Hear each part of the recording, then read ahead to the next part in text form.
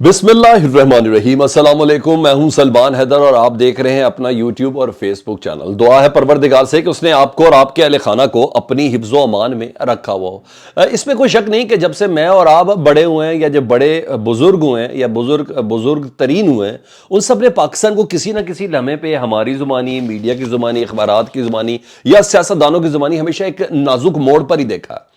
اور جی ہاں، ایسے ہی کچھ نازک موڑ شروع ہو چکے ہیں اور پاکستان میں اب کچھ بڑے فیصلے ہونے، اور یہ بڑے فیصلے انہی ایک ہفتے اور 15 دن، جی ہاں، 1 فروری سے پہلے یہ چیزیں ہو جانی ہیں، کیونکہ اس کے اثرات پتہ چل چکے ہیں۔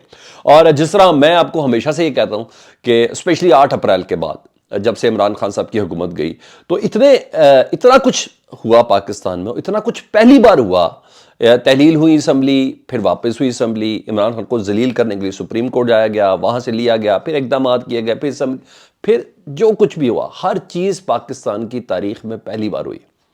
اور اس کے بعد جتنے بھی فیصلے تھے بڑے کے بڑے، وہ تمام ادارے کرتے رہے۔ جب تک باجوہ صاحب تھے وہ خود کرتے رہے، پھر باجوہ صاحب نے اپنے آپ کو سائڈ پہ کر لیا، اور اب باجوہ صاحب کے جو اثرات ہیں، جو باجوہ ڈاکٹرائن کے، وہ آج بھی سامنے آ رہے ہیں۔ میں کس بنا پر کہہ رہا ہوں؟ یہ خبریں ہیں میرے پاس 6-7، اس سے آپ کو خود ہی اندازہ لگا لینا چاہیے۔ اور میں نے کہا جتنے بھی بڑے فیصلے ہیں وہ پاکستان میں اب ادارے کریں گے، اور اداروں نے اس معاملے کو ٹیک اپ کر لیا ہے۔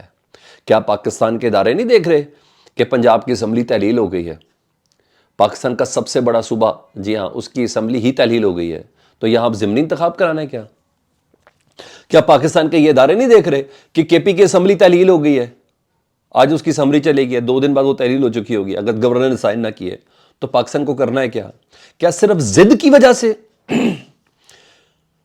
کی وجہ سے حکومت کی اس سارے سسٹم کو رکھنا ہے؟ کیونکہ جس طرح وقت گزرتا جائے گا یہ سیاستدان پاکستان کو برباد کرتے جائیں گے۔ جس طرح وقت گزرتا جائے گا موجودہ حکومت پاکستان کو مزید اتھا گہرائیوں کے اندر ہی پھینکتی ہوئی نظر آئے گی، کیونکہ یہ صرف ضد چل رہی ہے۔ عمران خان کے خلاف ایک ضد چل رہی ہے جس کی بنا پہ پاکستان کا اس وقت اکانومی سے لے کے ہر معاملے کا یہ لوگ بیڑا غرق کرتے ہوئے نظر آ رہے ہیں۔ انہی تمام ضرورتوں اور ان موروثی سیاستوں کی جو کھینچ تان کو دیکھتے ہوئے نا جی، پاکستان کے 2 بڑوں میں آج ملاقات ہو گئی جی، جب کہ میں نے کہا کہ میں نے پہلے ہی کہا تھا کہ فیصلے ادارے کریں گے۔ Chief justice of Pakistan justice Umar Ata Bandial سے ملاقات ہوئی ہے ارجنٹ بیسس پہ chief election commissioner Sikandar Sultan Raja صاحب کی۔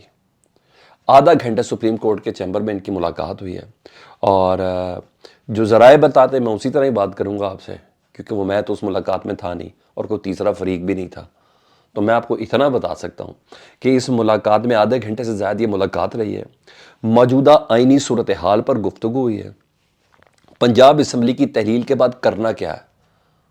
کیا آپ پورے ملک میں ایک ساتھ الیکشن کروانے ہیں؟ کیونکہ جانا اب جو نیکسٹ سٹیپ ہے نا عمران خان صاحب کا، پی ٹی آئی کا یا نون لیگ کا، اب انہوں نے سیدھا جانا سپریم کورٹ، انہوں نے دائیں بائیں کہیں نہیں جانا۔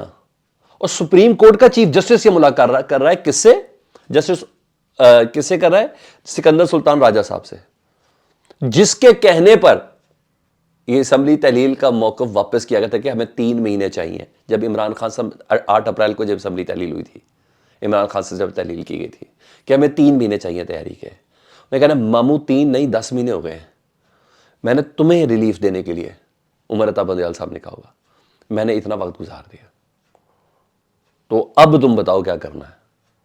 کیونکہ یہ بالکل جا رہا ہے۔ سکندر سلطان راجہ کو بھی پتا ہے میں نے کرنا کیا ہے۔ کے پی کے اسمبلی، پنجاب اسمبلی ختم، اوپر سے عمران خان صاحب کا عدم اعتماد کے ووٹ کے لیے اب جو ادھر جا رہے ہیں اپنے 20-22 بندوں کے ساتھ، یہ کام بڑا زبردست ہو گیا نا۔ تو اس سے نیرو میں ادارے میں اب آ گئے ہیں، تو جس موجودہ پنجاب کی تحلیل، کے پی کے اسمبلی کی تحلیل، اس کے اوپر بات ہوئی ہے، اور یہ بہت سیریس معاملہ ہے۔ اب ایک تیسرا ادارہ رہ گیا ہے، وہ ہے فوج، آرمی چیف، وہ ہے اسٹیبلشمنٹ۔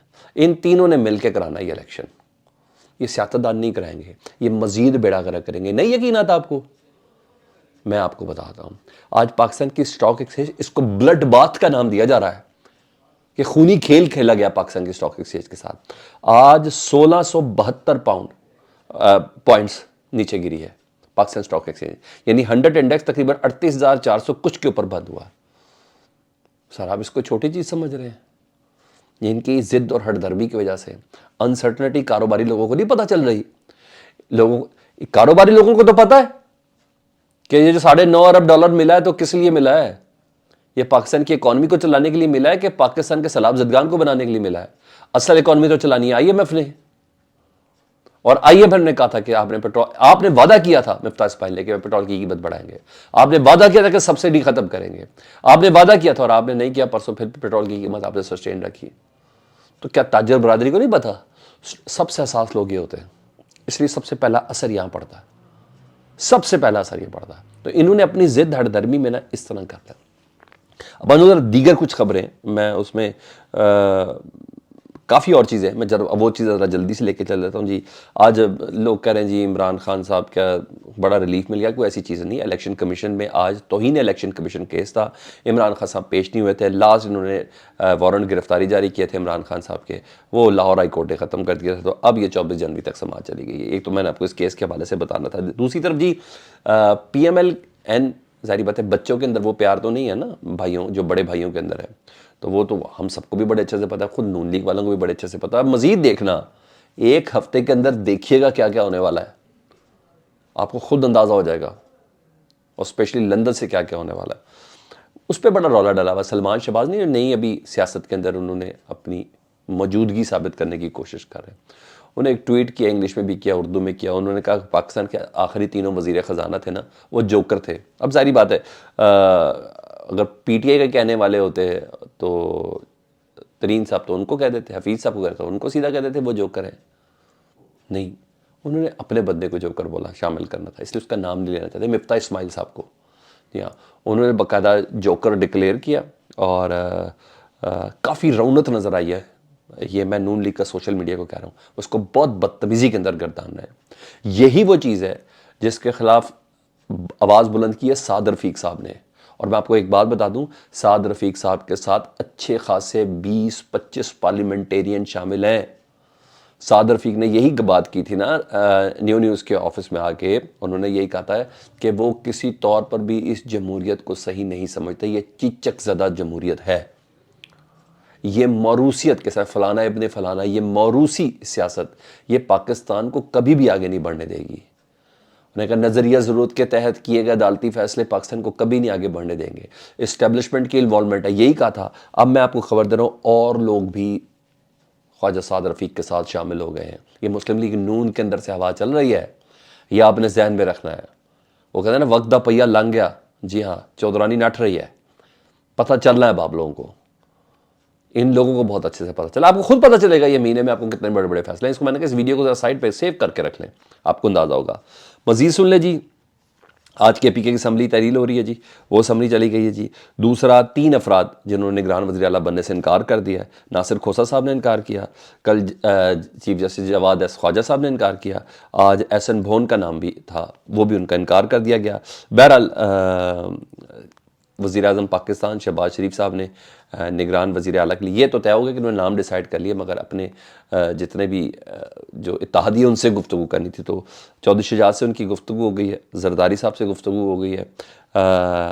جو میرے پاس اطلاعات ہیں کہ مولانا فضل الرحمان سے انہوں نے کسی قسم کا کنسنسس نہیں رکھا نگران وزیر اعلیٰ کے نام کے لیے، تو یہ تک تو خبر تھی۔ دوسرا ایک اور خبر جو میں کنڈیمن کروں گا اس خبر کے حوالے سے، کہ شیخ رشید صاحب پاکستان کے سابق وزیر داخلہ، انڈیا کی آنکھ کا شتیر، اور دہشت گردی کے خلاف بہت سی کارروائیوں کی اپروول جنہوں نے دی ہوئی ہے جی، ان کے گھر سے سیکیورٹی لے لی گئی ہے۔ جو 10-12 اہلکار جو ان کے گھر کے اوپر تعینات ہوتے تھے نا لال حویلی سے، ان سے سیکیورٹی لے لی گئی ہے۔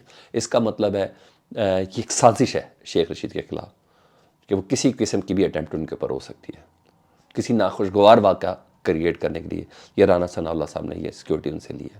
یہ بالکل بھی قطعی مناسب نہیں ہے، اور یہ بہت غلط چیز ہے، بہت غلط چیز ہے، اور بار بار کروں یہ غلط چیز ہے۔ شیخ رشید صاحب کو ان کی ڈیزرونگ دینی چاہیے، یہ بڑا نام ہے پاکستان کی سیاست میں، اور انہوں نے بہت بڑے بڑے فیصلے بھی کیے ہوئے، تو یہ چیز غلط ہے۔ پاکستان کے سابق وزیر داخلہ شیخ رشید سے سیکیورٹی لے لی گئی ہے، یہ ہو گیا جی۔ دوسرا جی ایک اچھا ریلیف ملا عمران خان صاحب کو آج سپریم کورٹ کی ہیئرنگ میں، اور وہ ہے کہ چیف جسٹس نے ریمارکس دیے ہیں جی کہ عمران خان صاحب نے نیب ترامیم کے حوالے سے جو کہا تھا کہ عدالت سے سو موٹو نوٹس لے، انہوں نے کہا ہاں ایسے کئی کیسز ہیں، نیب کے مقدمات ہیں، اس پہ سو موٹو بنتا ہے، یہ درخواست قابل سماعت ہے۔ اب عمران خان صاحب اچھے سے کھیلیں گے سپریم کورٹ میں، اب کھیلیں گے، مجھے بھی انتظار رہے گا، اور ڈیفینیٹلی آپ کو بھی یہ خبریں تھی، میں یہ جاننا آپ کا بہت حق تھا، پھر بول رہا ہوں فیصلے پاکستان کے ادارے کریں گے، ان سیاستدانوں سے نہیں ہونے۔ فیڈ بیک سے متعلق دعا کیجیے گا، اپنا بہت خیال رکھیں۔ اللہم صلی علی محمد و آل محمد۔